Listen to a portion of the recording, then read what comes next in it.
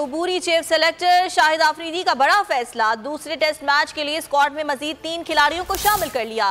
Under 19 के खिलाड़ियों को स्क्वाड का हिस्सा बनाया गया।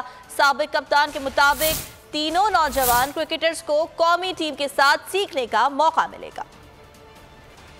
अंडर 19 हमारी स्ट्रेंथ है, हमारा फ्यूचर है। तो उसमें मोहम्मद ज़ीशान जिनका ताल्लुक फैसलाबाद से है, बासिद अली डेरा मुराद जमाली से बलूचिस्तान से इनका ताल्लुक है, अरफात मिनहाज मुल्तान, ये वो बच्चे हैं कि जिन्होंने टॉप परफॉर्मेंसेस दी हैं। और हमारी सिलेक्शन कमेटी की ये ख्वाहिश है कि ये बच्चे जितना हो जो पाकिस्तान टीम के इनके हीरोज़ हैं उनके साथ ज़्यादा से ज़्यादा टाइम गुजारें, एक्सपोजर मिले इनको।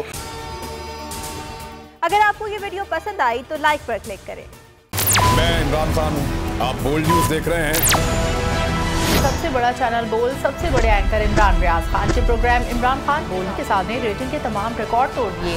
56% नाज़रीन ने बोल्ड न्यूज़ को देखा, सोशल मीडिया पर भी सबने ज्यादा देखा। सब्सक्राइब करें और बेल दबाएं ताकि कोई खबर रह न जाए।